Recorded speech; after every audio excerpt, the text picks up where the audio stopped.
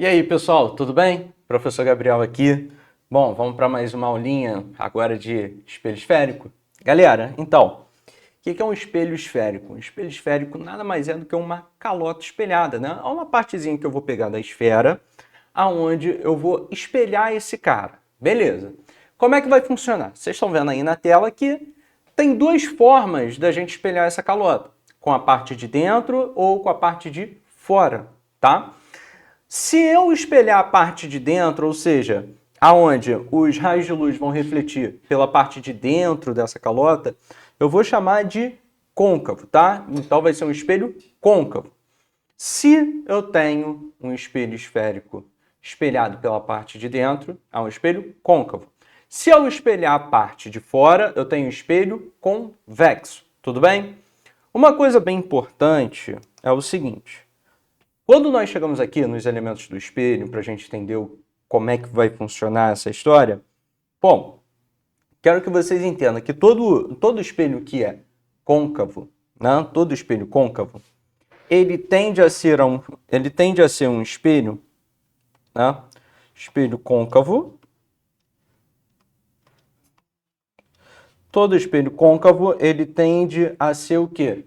Tende a ter os meus raios sendo convergentes, tá? Então, ele vai convergir os meus raios de luz, tá? Então, ele converge os raios. Agora, se eu tenho, por exemplo, um espelho que ele é convexo, um espelho convexo, ele diverge, tá? Os raios de luz, beleza? Gabriel, mas converge e diverge de onde? Bom, é simples. A convergência e essa divergência que vai ter é em relação ao meu eixo principal, tá? Então, por exemplo, todo espelho côncavo, toda vez que eu lanço um raio de luz, ele tende a ir, né, no espelho côncavo para o eixo principal. Toda vez que eu lanço um raio de luz no espelho convexo, ele tende a divergir desse eixo principal. Ele tende a divergir, né, tende a se afastar do meu eixo principal. Beleza? Então vamos lá. Elementos do espelho. Eu coloquei aí CFV. Gabriel, o que é isso? Primeiro, o eixo principal. Antes de tudo, o eixo principal vai ser um eixo onde ele vai fazer o quê? Ele vai passar por dentro da esfera e em cima dele vai estar tanto o meu centro quanto o meu foco, tá? E o vértice também. Gabriel, mas peraí. Esse eixo principal serve para quê? Para a gente conseguir se situar, tá? Para a gente conseguir fazer um estudo mais completo. É uma referência de estudo. Então, quem é esse C? O C é o centro do espelho, tá? Ou o centro da esfera, de onde ele foi retirado. O V é o nosso vértice, aonde o meu vértice ele vai ser uma região de interseção entre o meu espelho e o meu eixo principal. O F vai ser o nosso foco, tá? Gabriel, o que é o foco? Cara, o foco é um ponto extremamente importante, tá? Aonde? O foco é a região do espelho onde concentra maior energia, tá? Se a gente está falando de raios ali de luz que estão vindo para o espelho. Gabriel, por quê? Olha só, quando a gente chegar nos raios notáveis, eu vou exemplificar melhor. Mas o foco, ele é um ponto importante, tá? É um ponto importante. Beleza. Gabriel, e agora? E agora? No espelho, quando a gente tem um espelho convexo, muda essa história? Não. O espelho convexo mantém-se essa mesma configuração, tá? A única diferença é que ele vai refletir com a parte de fora, não com a parte de dentro, tá? Bom, raios notáveis. O que são os raios notáveis? São os raios, né, que eles sempre vão ter o mesmo comportamento. Gabriel, sempre tem o mesmo comportamento? Sempre o mesmo comportamento. Então, ó, vamos lá. O primeiro raio notável. Perceba o seguinte, em cima, eu coloquei ali, né? Sempre coloquei espelho convergente, divergente. Então, ó, vamos pegar aqui. Raios notáveis. Primeiro caso, o nosso primeiro caso é quando eu tenho um raio que vem paralelo ao meu eixo principal, tá? Olha só, Se eu tenho um raio que ele está vindo paralelo ao meu eixo principal, a ideia é que ele sempre vai refletir para o foco, tá? Se ele vem paralelo ao eixo principal, ele reflete no foco. Gabriel, e se eu pegar um raio e jogar ele no foco? Princípio da reversibilidade dos raios de luz. Se eu tenho um caminho de ida para o meu raio de luz, esse mesmo caminho de ida é igual ao caminho de volta, tá? Ou seja, se eu jogo um raio paralelo ao eixo principal, ele reflete no foco. Então, se eu jogar um raio no foco, ele reflete paralelo ao eixo principal, beleza? E nós vamos utilizar muito esse princípio, ok? Bom, segundo caso é o seguinte. E se eu pegar um raio, por exemplo, né, e jogar esse raio no vértice? Cara, se eu jogar esse raio no vértice, ó, joguei o raio no vértice, ele reflete com o mesmo ângulo de incidência, tá? Obedecendo às leis da reflexão. Tudo bem? Se eu jogo um raio no vértice, ele reflete com o mesmo ângulo de incidência. Agora, e o que acontece se eu jogar um raio aqui no centro? Se eu jogar um raio no centro, né, do meu espelho, é simples, ó. Joguei um raio no centro. Se eu jogo um raio no centro, ele reflete sobre ele mesmo, tá? Ou seja, joguei no centro, volta pelo centro, ok? Então, isso daqui, esses três raios que eu coloquei são os comportamentos, né, dentro do quê? De um espelho côncavo. Gabriel, e como é que fica o comportamento desses raios no espelho convexo? Bom, vamos lá. Primeiro, se eu pegar um raio aqui e jogar esse meu raio, se eu jogar esse raio paralelo ao eixo principal no espelho convexo, se ele vem paralelo ao eixo principal, perceba que ele não consegue refletir para o foco. Então, o que vai acontecer? Ó, vou pegar aqui a mesma direção que o foco. E o meu raio, ele reflete, então, na mesma direção que o foco. Beleza? Agora, se ele for direto para o vértice, se eu lançar esse meu raio no vértice, cara, se eu lançar esse meu raio no vértice, ó,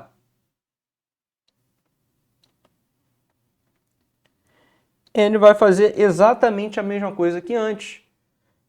Vai refletir com o ângulo de incidência igual ao ângulo de reflexão, beleza? Agora, e se eu lançar esse raio, por exemplo, aqui no centro?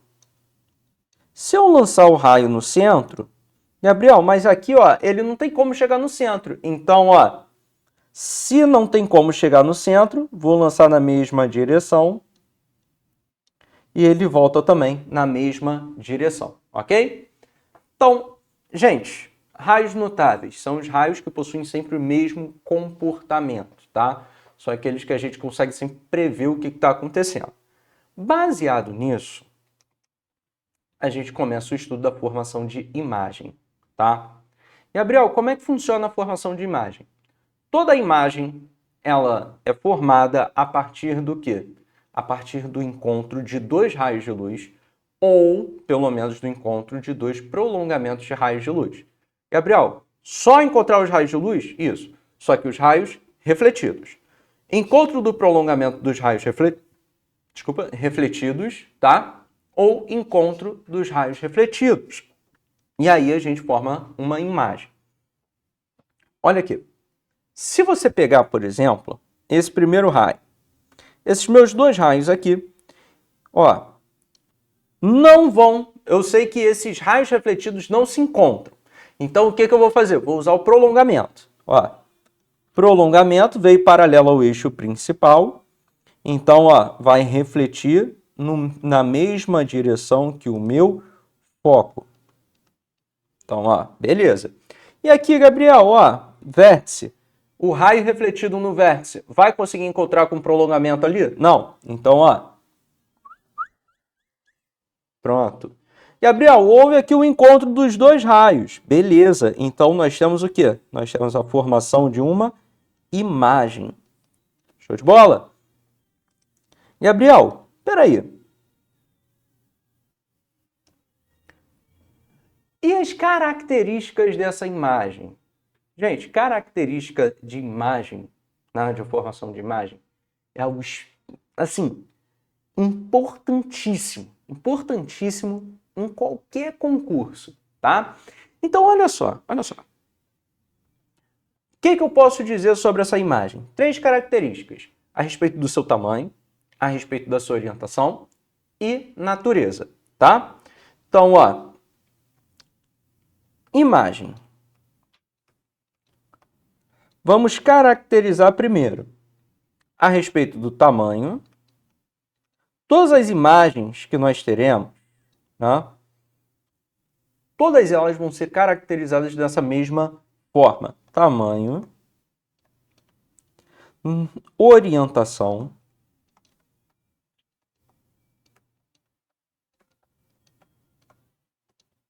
e natureza.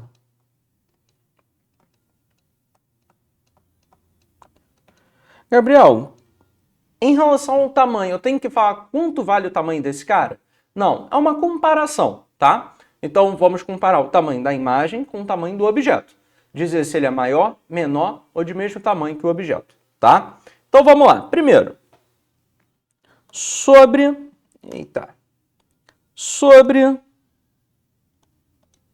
o tamanho. Maior, menor ou de mesmo tamanho que o objeto? Cara, aqui nós conseguimos perceber que ele é menor. Beleza? Bom, sei que é menor. Show de bola. Sobre a orientação. Orientação é a respeito do seguinte. Se vocês repararem, eu desenhei o objeto, a imagem, como setinhas. Beleza? O que isso quer dizer? Quer dizer que essas setinhas representam as orientações deles. Ou seja, se o objeto aponta para cima e a imagem para cima, quer dizer que eles são direitos. Ou seja, o objeto e a imagem estão apontando para o mesmo lugar, né? Estão de cabeça para cima, né? Como dito aí. Então, ó, direito, e se um estiver apontando para cima, o outro para baixo? Invertido, tá? Então, orientação. Objeto e imagem apontando para cima, então eles são o quê? Então a imagem é direita. Beleza. Enquanto a natureza só podem ser duas, real ou virtual. Então, ó, nesse caso, como eu sei se é real ou virtual? Simples. Eu vou olhar a forma que a imagem foi construída, beleza? Como? Se a minha imagem ela foi construída a partir do encontro dos raios refletidos, então é uma imagem real. Se ela foi construída a partir do encontro do prolongamento dos raios refletidos, então ela é virtual, tá? Virtual, encontro do prolongamento dos raios, né? Real, encontro dos raios refletidos, beleza? Então vamos lá. Como é que vai ser aqui? Natureza. Natureza, nesse caso, é virtual. Tá?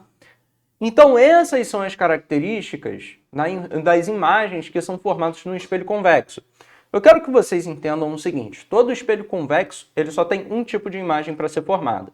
Gabriel, mas peraí. Como eu sei que o espelho é convexo no dia a dia? Me dá um exemplo de espelho convexo. Cara, um espelho convexo bem famoso é ônibus. Sabe quando você está no ônibus, né? Vai descer do ônibus, aí o motorista ele olha para o espelho, aí aonde tem a porta que o passageiro desce, tem o espelho, né? Circular, grandão ali, aquele espelho é convexo. Retrovisor também, de ônibus, alguns carros também já tem uma bolinha espelhada, aquilo é um espelho convexo. Gabriel, qual é a vantagem de você ter um espelho convexo? Simples. Todo espelho convexo tem uma vantagem visual. O campo de visão do espelho convexo é muito grande, tá? É muito grande. Então, ele consegue abranger um espaço gigantesco, beleza? Então, por isso que é vantagem utilizar um espelho convexo, tá? Em contrapartida, o espelho convexo ele sempre tem a imagem menor que o objeto, tá? Como ele tem uma imagem sempre menor que o objeto, então para determinadas coisas o espelho convexo ele não é interessante, beleza? Nesses casos a gente prefere colocar um espelho côncavo. Vamos dar uma olhada aqui no espelho côncavo, né? Formação de imagem em espelho côncavo. Como é que vai funcionar? Se eu tenho um espelho côncavo, né? Eu tenho algumas posições para a formação de imagem, tá? Na verdade, 5 posições para a minha formação de imagem. Vamos lá. Primeira, temos aqui, ó, um espelho, né? Um espelho côncavo. Aqui está o centro e o foco. O que eu vou fazer? Lancei um raio que é paralelo ao eixo principal. Todo raio paralelo ao eixo principal reflete sobre o foco. Então, ó,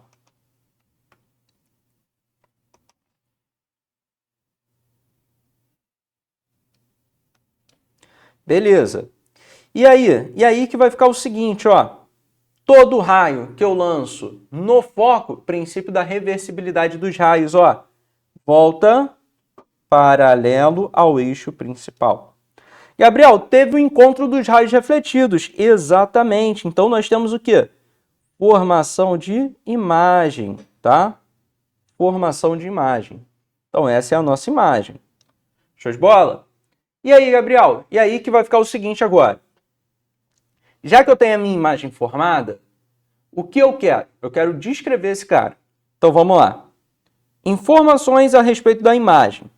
Então, quanto à classificação de cada coisa, a gente já viu ali no slide anterior, né? No quadro anterior. Então agora eu só vou colocar aqui a formação em si, tá? As características em si. Então vamos lá. Quais são as características? Primeiro, a gente classificou ali a respeito do quê? Primeiro foi tamanho. O tamanho da minha imagem é maior, menor ou de mesmo tamanho que o objeto? Ali a gente consegue perceber que é menor. Beleza. Quanto à orientação, direito ou invertido? Cabeça para cima ou cabeça para baixo? Então, o objeto aponta para cima, a imagem para baixo. Então a imagem ela está invertida.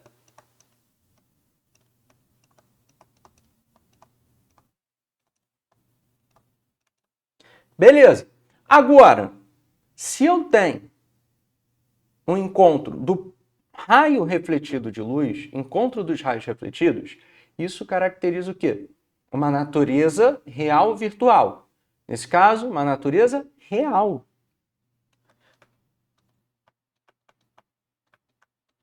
Beleza?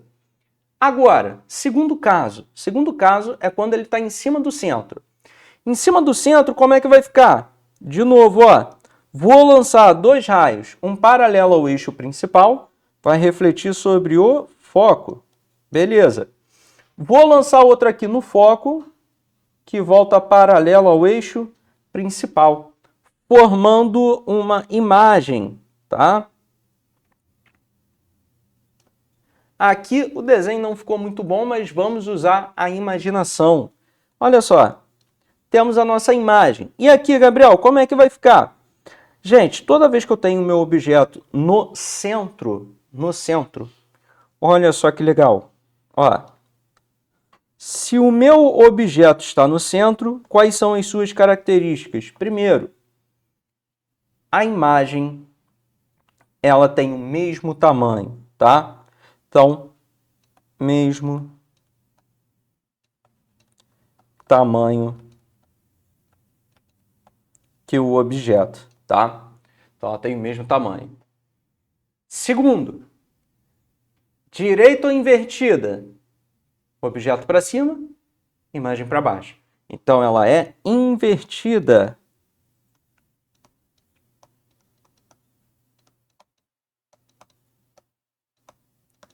Beleza. Natureza, real ou virtual? A minha imagem foi formada pelo encontro dos raios refletidos. Então, ela é real. Beleza? Vamos lá. Terceiro caso. Terceiro caso Eu tenho aqui, ó, eu tenho o meu objeto, né? Meu objeto está aqui. E agora eu quero a formação de imagem dessa configuração, onde o meu objeto está entre centro e foco. Então, ó, lancei o raio paralelo ao eixo principal, reflete sobre o foco. Aqui já está, né, o meu raio que eu lancei no foco, ele vai vir, ó, paralelo ao eixo principal. Beleza? Então, a minha imagem, ela está sendo formada aqui, ó, antes do centro, né, ou depois do centro. Gabriel, e aí? E nesse caso? Nesse caso, ó,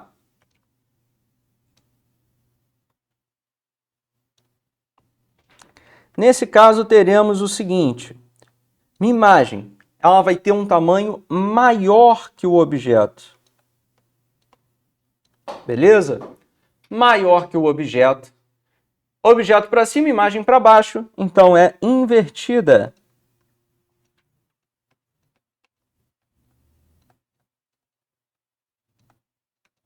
Beleza. Imagem, a natureza é real ou virtual? Ela é real. Beleza? Então, ó, já foram os 3 primeiros. Próximo. Próximo é quando a nossa imagem, quando o nosso objeto ele está em cima do foco. E olha só que interessante. Lança um raio que é paralelo ao eixo principal, reflete no foco. Beleza. Gabriel, e vou jogar no foco, só que não dá, pô. O objeto ele não está em cima do foco. Se ele está em cima do foco, então não dá para você simplesmente pegar um raio de luz e jogar para baixo. Não dá, tá? Mas eu posso jogar onde? Eu posso jogar no vértice. Então, ó, jogando aqui no vértice, ele vai refletir de acordo com as leis da reflexão. Então, ó, ângulo de incidência igual ao ângulo de reflexão. E vocês vão reparar o seguinte. Aqui é alfa, aqui é alfa. E olha só, aqui também é alfa. Gabriel, o que isso quer dizer? Quer dizer que essas duas retas elas são paralelas. E a minha imagem, teoricamente, ela se forma onde? Quando eu encontro essas duas retas paralelas, né? Teoricamente, no infinito. Então, essa minha imagem, ela é chamada de imagem imprópria. Gabriel, mas o que quer dizer uma imagem formada no infinito? Olha só, a imagem formada no infinito é um borrão, né? É simplesmente um borrão. Então, normalmente, quando você está nessas lojas, né, de ótica e tal, você percebe que tem aqueles espelhos que elas utilizam para a pessoa, né, colocou o óculos, se vê ali, só que é um espelho esférico também. Normalmente eles utilizam um espelho côncavo. Se você perceber, tem momentos que você se aproxima, se afasta, que vai ter um pontinho ali exatamente, onde a imagem está borrada. Aquilo dali seria o quê? Seria uma imagem imprópria, beleza? Quando o objeto está bem em cima do foco, tudo bem? Já a última imagem é quando eu estou entre foco e vértice. Quando ele está entre o foco e o vértice, o que vai acontecer? Ó, lanço um raio paralelo ao eixo principal e ele iria refletir sobre o foco. Gabriel, mas aqui o próprio objeto está atrapalhando. Só que não tem problema, tá? Não tem problema. Por quê? O próximo raio também não daria para eu jogar direto no foco. Então eu jogo aonde? No vértice. Então, ó.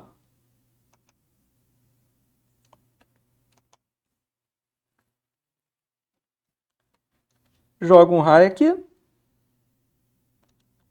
Reflete no vértice. Como eu sei que esses dois não vão se encontrar, eu desenho que o prolongamento deles, né? Prolongamento dos raios refletidos. E aí, temos a grande surpresa, que é o quê? Esses raios, né, o prolongamento deles, vai ter um encontro, gera um encontro, ó, aqui. Então, a minha imagem ela é formada no outro lado.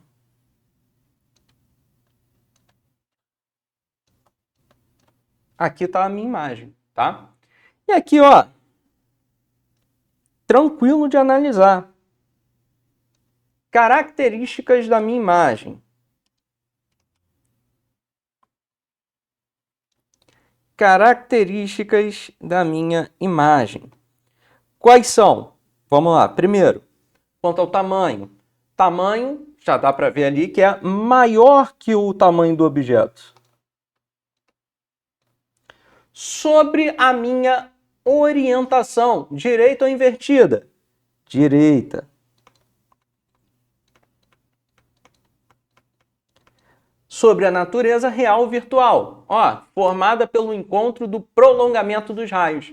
Se foi formada pelo encontro do prolongamento, então ela é virtual. Beleza? Gente, olha só, algumas coisinhas bem interessantes. Espelho convexo só tem uma formação de imagem, tá? Virtual, direita e menor. O espelho côncavo, ele tem 5 imagens. Só que a maioria é invertida.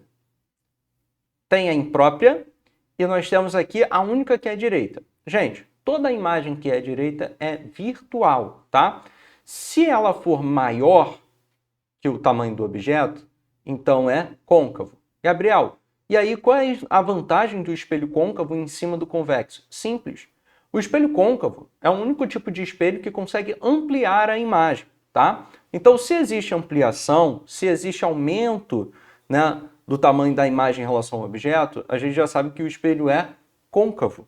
Gabriel, e se ele tiver um campo visual gigante? Convexo, tá? Então, o côncavo, ele amplia a imagem, o convexo tem um campo de visão gigantesco, beleza? Então, próxima aula a gente vai conseguir analisar mais matematicamente esses processos, tudo bem? Então, gente, beijo no coração, até a próxima, valeu!